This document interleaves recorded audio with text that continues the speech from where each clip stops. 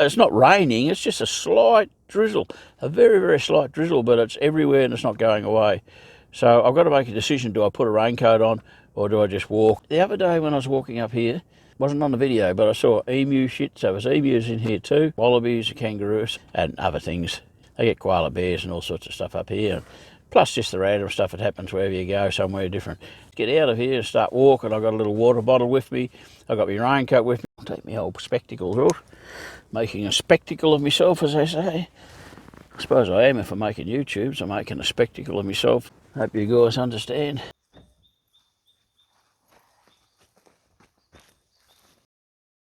Come and have a look at the grass trees over here. Ground's quite warm at the moment, so I've got to keep an eye open for snakes too, all the time, always. Except in winter down this southern part of Australia, the snakes tend to hibernate in the winter. It gets too cold for them. There's some little grass trees there. These grass trees, you can understand, when I was a child, we used to call them blackfellas. They're called blackfellas. You're not allowed to say that now. You're not allowed to say it. I think it might be interpreted as being racial.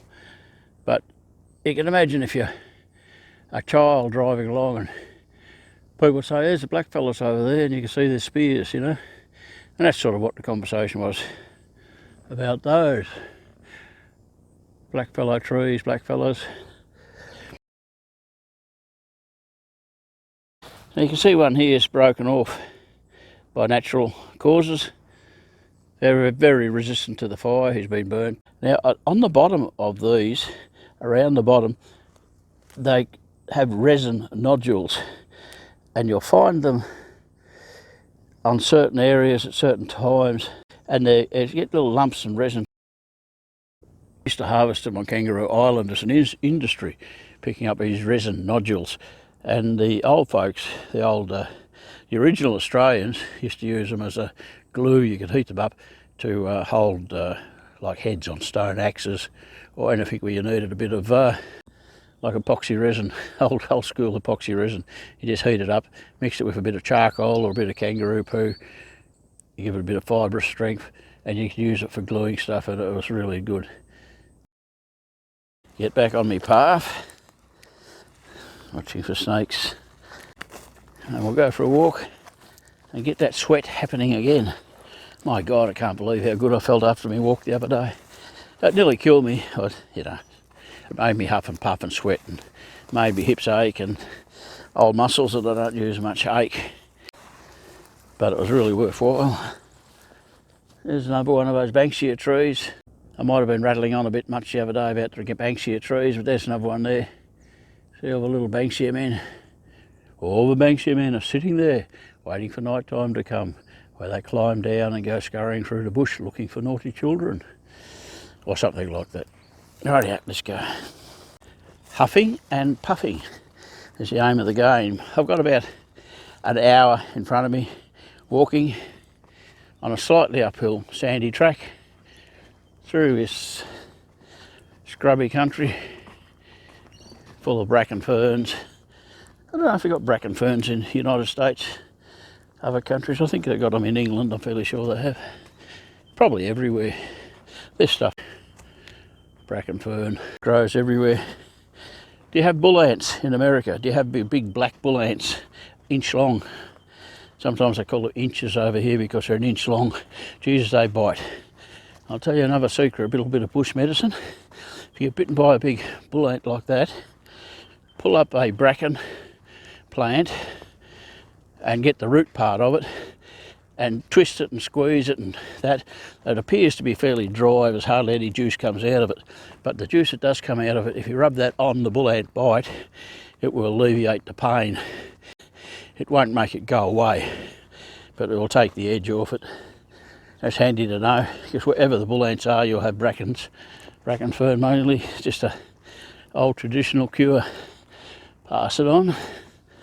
If you don't pass it on, if you don't pass these old hints, hacks and cures on to the next generation, people won't know much, people will forget it. Like the old people told me this, I've remembered it, I've used it, it does work. Now here's anybody who's interested in Australian trees. This is called a she oak. It has these little fine leaves, and it has those types of nuts there.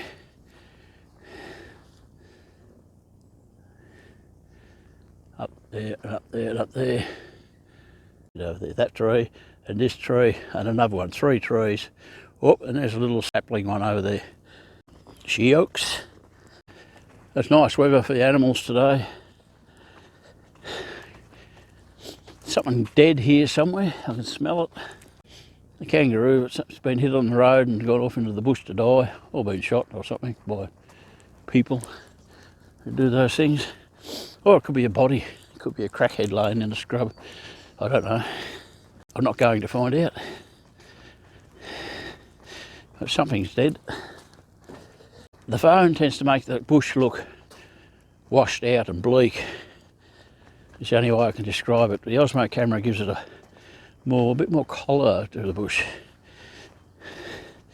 And looking at the bush now, and looking at what I'm filming, the bush is more pleasant than the image on the screen. Don't know how to fix that. Maybe if I go and buy a big Canon camera instead of using a phone, I'd get a better image, but I haven't got one, so that's what I've got. We head up here to the rifle range, uphill, about 1 kilometre. There's a bump of a kangaroo took off in there somewhere. Yeah, head up to the rifle range and get me huffing and puffing. The tracks from where I walked 2 days ago have completely gone, been washed away. Had a big thunderstorm last night, crashing and rattling the house. Starting to huff and puff a bit. Fitness, getting fit. Now I don't know if it's my Scottish heritage or whatever. I don't want to race out and buy a walking machine. I don't want to have to race out and buy a new set of sporting clothes. I don't want to pay big memberships for a gymnasium. When going for a walk would achieve the same results. Don't get me wrong, if I have to spend the money, it's probably worthwhile. And some people aren't on a tight budget, they've got a bit more cash to spend around. But there's one thing I do know, buying the gear, because you want to do something, so you spend money to buy the gear, the equipment, the clothes, and then you end up not doing it. Spending the money doesn't solve the problem. You've got to actually do it. You've got to get out there and do it. Oh, this is only about me, but I'll tell you what, if any of you guys out there have started going for walks, or you got a local walking spot, or you do it already and you've had good results, give us a comment. I'm only a small YouTube channel. Comments don't worry me too much. I'd like to get comments, of course, but I've got to get content first. So when I say give us a comment, I really mean it. Like I get about 2 comments a video. So give us, a comment is having a chat to me. I haven't got an automatic comment answering machine like I'm sure the big boys do. It'll be me on there if I get back from this walk. A little bit of a steep bit in front of me. When you're making YouTubes, there's something you realise. As soon as you say, well, that's it, fellas, we're going, people just click off and don't watch the wind up. So goodbye. I'll keep it quick. Okay, stop, cut. Well, I'm up here. I haven't sweated as much as I did the other day. I'm going to have to do it harder next time. I won't film the bush and all that. I'll find something more interesting to show you. Let us know what you want to see in Australia. In the bush, some people say it's boring, but there's lots of stuff if you're interested in that type of thing.